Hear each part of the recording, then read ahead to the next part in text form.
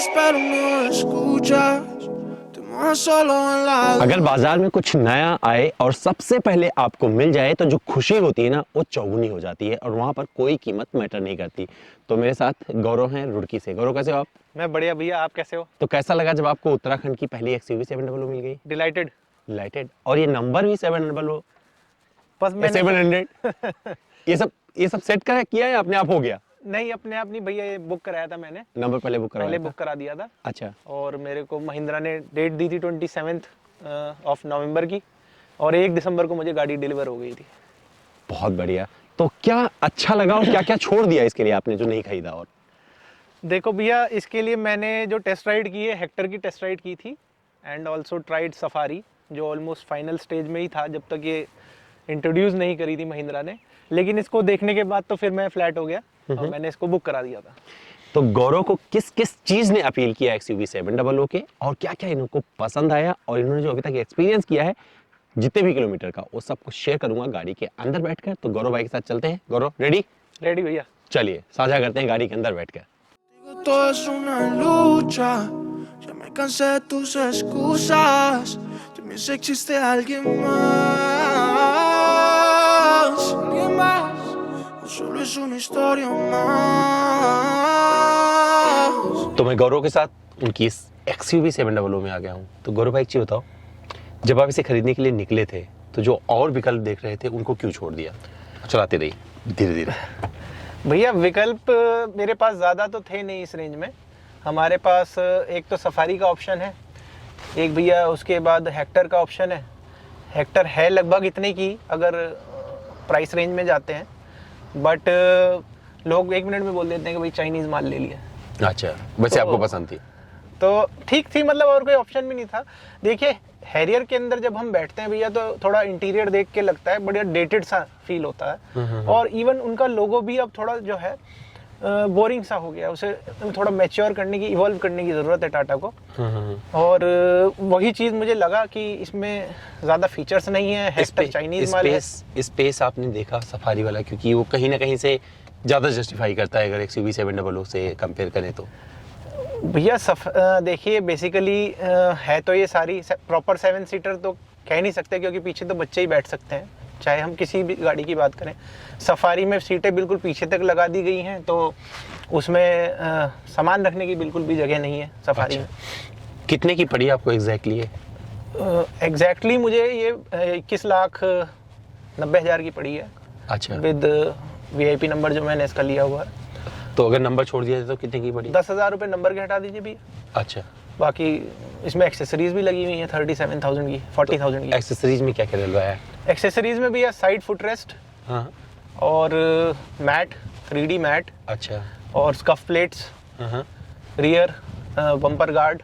अच्छा, तो ये सब और महिंद्रा से लिया? Screen protector.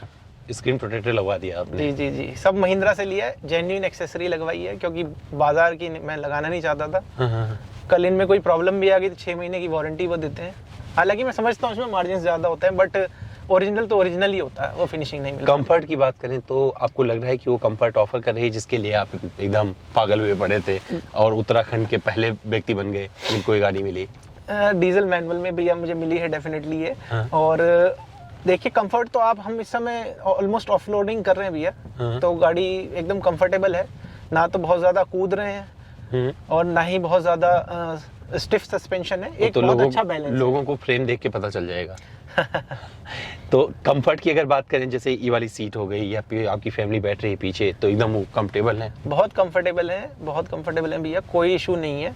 हम इसे प्रॉपर 7 सीटर ना बोल के हम इसे 6 सीटर बोल सकते हैं। अच्छा। 2 लोग आगे बैठ गए, 3 बीच में बैठ गए और एक पीछे बैठ गया और एक सीट नीचे करके उसमें लगेज भर लिया। कितने किलोमीटर चला चुके हो अब तक इसे? भैया मैं 2000 किलोमीटर चला चुका हूँ इसको।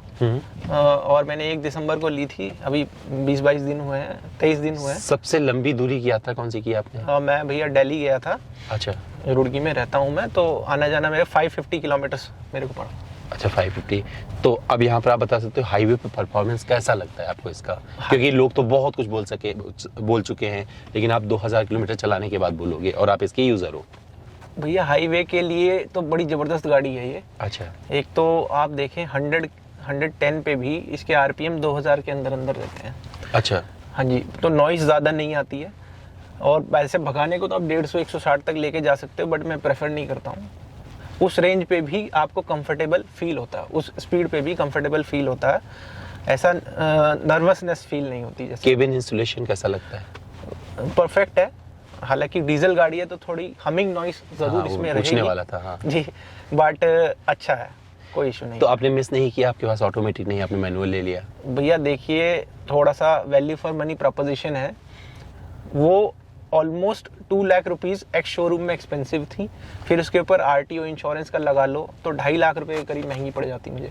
अच्छा। मैं ये गाड़ी सिर्फ क्या नाम है हाईवेज पे मोस्टली चलाता हूँ, बम्पर टू बम्पर ट्रैफिक के लिए मेरे पास इको स्पोर्ट है मेरी। अच्छा अच्छा, ड्राइव मोड कभी यूज करने का मौका मिला कि ये? ड्राइव मोड भैया है तो ये बटन दिया हुआ है यहाँ पे, बट कोई ऐसा यूज नहीं लगा। बाय डिफॉल्ट 3 मोड्स हैं इसमें, जिप जैप जूम। तो जैप जो बीच का मोड है बाय डिफॉल्ट उसमें स्टार्ट होती है गाड़ी। अच्छा। जो कंफर्टेबल है, पावर भी अच्छी आती है और उसमें फ्यूल एफिशिएंसी भी अच्छी रहती है। ऐड ऑन करना चाहूंगा भैया, 550 किलोमीटर का जो दिल्ली का ट्रैवल था, वैसे मोस्टली हाईवे था, तो 18.7 दिखाया था इसने। अच्छा, 18.7 फ्यूल एफिशिएंसी। लेकिन मैंने आपके वाला तरीका अपना के उसे tank full to tank full कराया आने के बाद, तो भैया वो 3100 का डीजल डाला। अच्छा। कॉस्टिंग अगर हम पर किलोमीटर का एवरेज नहीं है 15.5 का। अच्छा, तो ये मैं पूछने वाला था आपसे, तो 15.5 का आपको माइलेज मिल रहा है जी। देखो, बहुत सारे बज क्रिएट हुए थे एक्सयूवी 700 को लेकर, और बहुत सारे कुछ लोगों को प्रॉब्लम्स भी आई हैं। क्या आपने कोई प्रॉब्लम फेस की है अब तक इस एक्सयूवी 700 में? भैया देखिए, किसी भी प्रोडक्ट में आप सबसे पहले लेते हो तो कुछ ना कुछ इश्यू तो आता है, क्योंकि ये मशीन ही तो है। हम भी क्या नाम है इस चीज़ को फेस करते हैं अपने। अभी इसमें एक प्रॉब्लम आई है भैया मेरे को अब तक सो फार, इसका जो फर्स्ट गियर है वो मॉर्निंग में थोड़ा सा हार्ड चलता है, और जैसे थोड़ा आप चला लो 50-60 किलोमीटर, कंपनी का भी मतलब ये सर्विस सेंटर का भी यही कहना है, थोड़ा सा जब ऑयल का सर्कुलेशन हो जाएगा तो ये स्मूथ हो जाएगा। बट कभी कभार ये फर्स्ट गियर अटकता है, तो फिर उसके लिए मुझे क्लच छोड़ के वापस क्लच लेके फिर वो गियर मारना पड़ता है। तो इसके लिए आपने कहीं मैंने सर्विस सेंटर को अप्रोच किया था, और सर्विस सेंटर के जीएम और उनके जो सीआरएम हैं वो दोनों मेरे पास आए थे। उन्होंने इस चीज़ को एक्सेप्ट किया, कंपनी से बात करके उन्होंने कुछ सेटिंग इसकी क्लच के अंदर वायर की करी, बट वो प्रॉब्लम अभी रेक्टिफाई नहीं हुई है। अच्छा। एक्सयूवी 700 में कुछ वो चीज़ें जो आपको एकदम पसंद नहीं, आपको लगता है कि महिंद्रा को इस पर सोचना चाहिए था? भैया इसमें बहुत ज़्यादा ऐसा मुझे कुछ कमी नहीं नज़र आई, तभी मैंने ये गाड़ी ली है। थोड़ा सा ये कह सकते हैं कि इसकी थोड़ी हाइट भैया, क्योंकि आपकी और मेरी दोनों की, आपकी तो मेरे से भी ज़्यादा है, 6 फीट में भी हाइट है, तो ये जब टॉप मोस्ट पोजीशन पे से लेके जाते हैं ना, सर लगता है यहाँ पे। अच्छा सर, हाँ वो मैं एक्सपीरियंस किया, और कई बार ये उसको तो हम एकदम डाउन भी कर लेते हैं, ये एडजस्ट नहीं कर सकते हुए सीट को, तो ये ऐसा लगता है काफ़ी ऊंचाई पे बैठे हो, तो ये मैंने एक्सपीरियंस किया हुआ है। मुझे लगता है कुछ चीज़ें हैं जो इस पर थोड़ा सा भी गुंजाइश है इम्प्रूवमेंट। जी जी जी। मुझे लगता है थोड़े टाइम में जब बहुत कुछ बदलेगा तो ये चेंज होगा। अच्छा क्या लगा है सबसे अच्छा फीचर इसमें? भैया मैं पर्सनली बात करूं तो मैं सारी गाड़ियों की, क्रेटा की, सेल्टोस की, एलईडी लाइट जो है ना मेरा फेवरेट फीचर है। सब ट्राई कर चुका हूँ, बिल्कुल बेकार है वो हाईवे पे, रात को वो थ्रो नहीं है। इसकी एलईडी लाइट का बड़ा ज़बरदस्त थ्रो है, और वो जो 80 के बाद ऑटो बूस्टर हेडलाइट चालू होती है वो एक्चुअल में वर्क करती है रात को जब हम इसको लेके चलते हैं। तो ये मैं जैसे दिल्ली गया था तो मैंने उसको एक्सपीरियंस किया, बड़ा ही अच्छा थ्रो है इसकी लाइट का, मानना पड़ेगा best in segment. Service centre आपको इम्प्रूव होते दिख रहे हैं महिंद्रा के, या लगता है कि अभी और उनको मेहनत करने की ज़रूरत है? भैया मुझे ऐसा लगता है कि जो कस्टमर एक्सयूवी 700 के हैं, ये महिंद्रा के लिए ऐसे कस्टमर्स हैं जो कभी इनके पास आते नहीं थे। अच्छा। ये अलग ही सेगमेंट है कस्टमर का। अच्छा। अब उस सेगमेंट को केटर करने के लिए, जहाँ मतलब नॉर्मल ही गाड़ी कोई भी 22, 23, 24 लाख रुपए की पड़ रही है, तो इस तरह का कस्टमर आ रहा है जो फीचर वाला कस्टमर है, जो कहीं ना कहीं कोई और बेटर गाड़ी अपना कंसिडर कर रहा होगा। तो इस कस्टमर को हैंडल करने के लिए महिंद्रा ने अपना एटीट्यूड डेफिनेटली मुझे फील हुआ बदला है। आप देखिए मेरी ज़रा सी प्रॉब्लम में जीएम वाज एट माय परमाइस, और बाकी सब लोग और मेरे से ऑलमोस्ट हर दूसरे दिन पूछते हैं गाड़ी कैसी चल रही है, क्या है, तो वो बहुत अच्छे से पैम्पर कर रहे हैं। अच्छा, आपको जो इंफोटेनमेंट सिस्टम है इसका एक्सपीरियंस कैसा लग रहा है, और जो आपको इंस्ट्रूमेंट क्लस्टर सामने मिल रहा है पूरा, वो ये एक यूनिट है, ये एड्रेनॉक्स, ये कैसा एक्सपीरियंस पूरा बताइए जो आपने एक्सपीरियंस किया? भैया इको स्पोर्ट से आए हैं, देखो तो ज़बरदस्त लग रहा है। हाँ। और वेंटो में भी इतना कुछ खास था नहीं, 2012 मॉडल थी, 13 मॉडल, तो ये तो मतलब एक लेवल ऊपर है। और जो मैं मतलब क्रेटा वगैरह में देखता हूँ उनसे भी आप कह सकते हैं अलग लेवल का है। ये मर्सिडीज़ के लेवल का मुझे फील होता है। अच्छा, डिज़ाइन की बात करें, क्योंकि आप नेचर में रहते हो, आप बहुत सारे पहाड़, नदियाँ, ये सब कुछ कहानियाँ कल करते रहते हैं, दिख रहा है मुझे नदी बह रही है, तो ये नेचर को जोड़ के जिसका लोगो बना हुआ है, कहीं से आपने महसूस किया कि ये लोगो सच में नेचर को अपने आप में समेटे हुआ है? ये लोगो भैया देखिए बहुत अट्रैक्टिव लगता है और एक नयापन महसूस कराता है आपको। वही जो टाटा सफारी में हर गाड़ी में वही लोगो लगा रहे हैं, उसे समय के साथ मॉडर्नाइज नहीं किया है, महिंद्रा ने वो काम कर दिया। कहीं ना कहीं माइंड में एक इमेज बनती है कस्टमर के दिमाग में कि कुछ नया है। अच्छा, तो कुछ नया महसूस होता है। बिल्कुल बिल्कुल।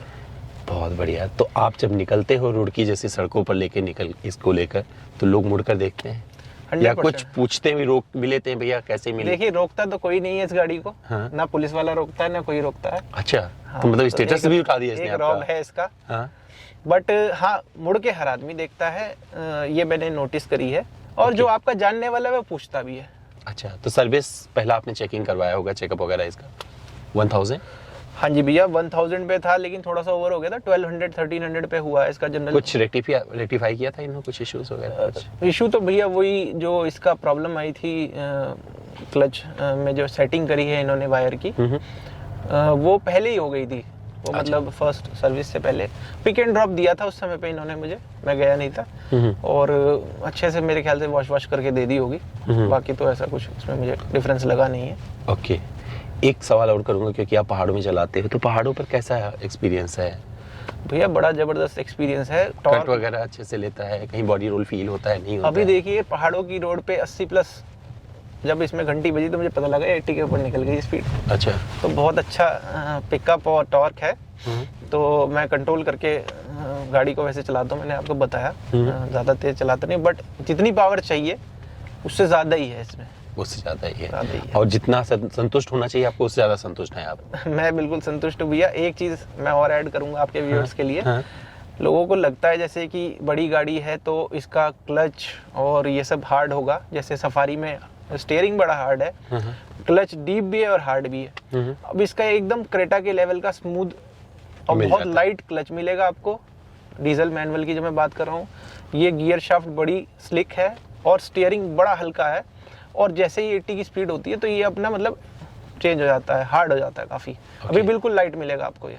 अच्छा, तो एडेप्टिव है ये भी। तो ये एक थोड़ा सा मेरी तरफ से ऐड ऑन था आपके व्यूअर्स के लिए। सस्पेंशन वगैरह आपने यूज़ किया, मतलब जिस तरह के चल रहा है, एक्सपीरियंस किया जब आप गड्ढे से निकलते हो, तो आपको केबिन में कुछ पता चलता है या निकल जाती है? क्योंकि मुझे लगता है सबसे बेस्ट पार्ट जो सब इसका है वो सस्पेंशन है इसकी।